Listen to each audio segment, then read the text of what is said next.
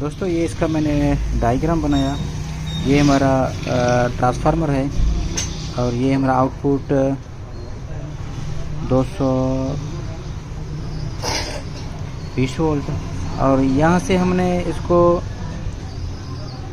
110 का वाइंडिंग रखना है।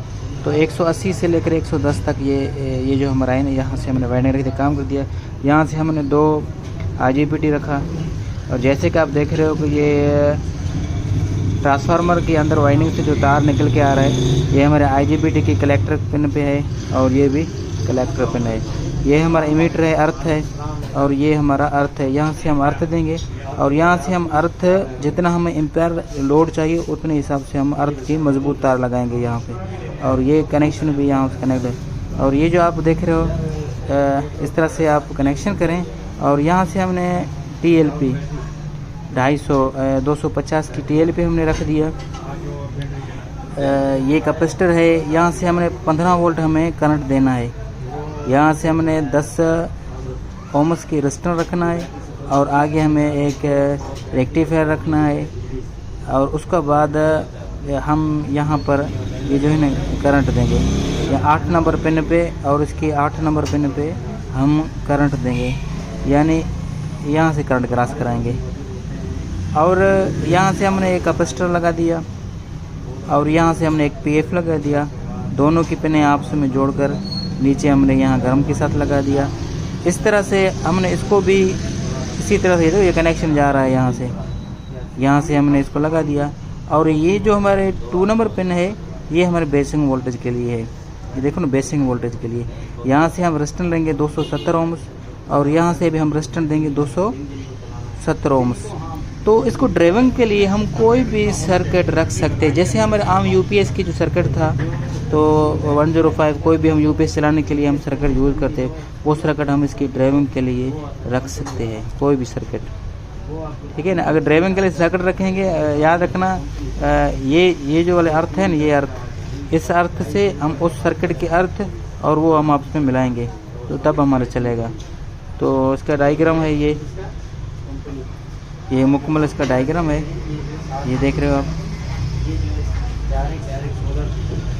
ये जीनर है, 15 वोल्टेज की जीनर, ये जो आपको दिखाई दे रहा है ना, ये 15 वोल्टेज की जीनर है। यहाँ पे आप 41, 48 या कोई भी डायोड यहाँ पे रख सकते हो।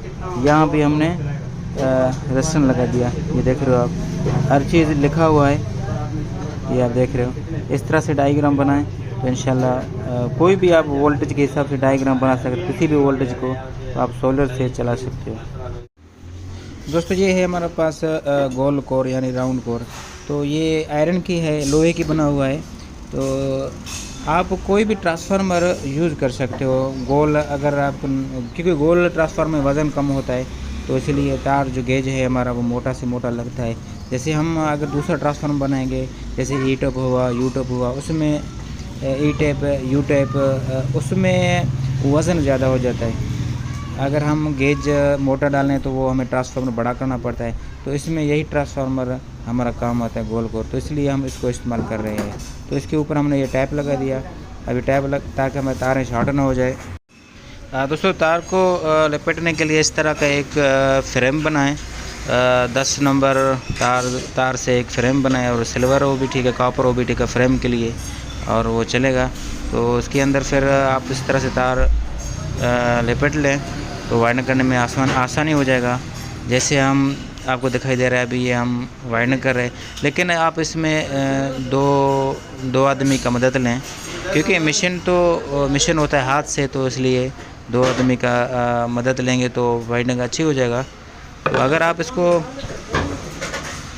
ये दिखाई दे रहा है आपको किस तरह से हम वाइंडिंग कर लें, आप भी इस तरह से वाइंडिंग कर लें। तो तार को आगे घुमाता जाइए और पीछे नहीं घुमाएं, जैसे वाइंडिंग करता जाएंगे तार के आगे घुमाता जाइए। ये हमारा मुकम्मल हो चुका है। तो वीडियो को थोड़ा हमने शॉर्ट कर दिया, तो अगर हम मुकम्मल बनाएंगे तो वीडियो बहुत बड़ा लंबी बन जाएगा, तो इसलिए हमने वीडियो को थोड़ा सा शॉर्ट कर दिया। ये हमारा मुकम्मल हो चुका है। दोस्तों ये हमारा कम से कम 80 वोल्ट और ज़्यादा से ज़्यादा हम 120 वोल्ट इसमें दे सकते हैं, यानी 580 और 2 सोलर इसमें हम डीसी करंट दे सकते हैं। तो ड्राइविंग के लिए हमने इसको 105 सर्किट रखा है। वैसे ड्राइविंग के लिए आप कोई भी सर्किट इसमें रख सकते हो। देखिए ये इसमें मैंने सारे कंपोनेंट ऐसी वगैरह नहीं लगा दिया, लेकिन पीसीबी मैंने सैनी वाले यूज़ किया, तो 2 IGBT इसमें मैंने लगा दिया और 2 ऑटो कपलर यानी PC TLP 250 लगा दिया। और ये देखें पूरा ड्राइविंग के लिए मैंने ये सर्किट, इस सर्किट में सारा सिस्टम है, ओवरलोड और वोल्ट कम ज़्यादा तो सारा सिस्टम है, तो इसलिए हमने इसको इस सर्किट को रख दिया। इसमें हमने जो गेज नंबर यूज़ किया है वो हमने 15 नंबर गेज इसमें यूज़ किया। तो इसमें हमने 2 वाइंडिंग रख दिया, एक सेकेंडरी और दूसरा प्राइमरी। और सेकेंडरी हमने डबल रख दिया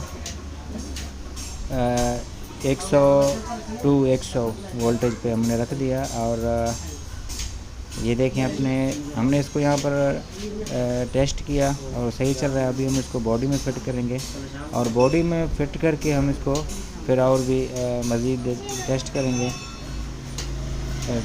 चलिए हम सबसे पहले इसको बॉडी में फ़िट कर लेते हैं। तो अभी इसको हमने बॉडी में फ़िट कर दिया। देखें किस तरह से हमने इसको बॉडी के अंदर फ़िट कर दिया। अभी हम इसको चेक करेंगे, यानी टेस्ट करके आपको दिखाएंगे इनपुट वोल्टेज हमारे कितने हैं और आउटपुट वोल्टेज हमारा ये कितना दे रहा है। खुद म खुद वोल्ट को बढ़ाएगा। अभी मैं आपको इसका वोल्ट चेक करा दूँगा आपको। सबसे पहले हम इसके AC वोल्ट चेक करेंगे। इस मीटर को हमने AC पे रख दिया और ये AC का निशान आ रहा है AC वोल्टों का। सबसे पहले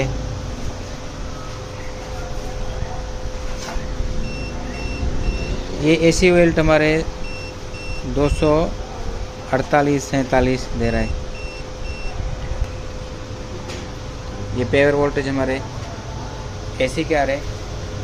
और अभी हम ये जो कनेक्शन है हमारा ये DC है। और DC कितने वोल्ट है, सबसे पहले हम अपने मीटर को DC पे रखेंगे। ये DC पे सेट हो गया और ऊपर DC का ये निशान दे रहा है। तो अभी हम DC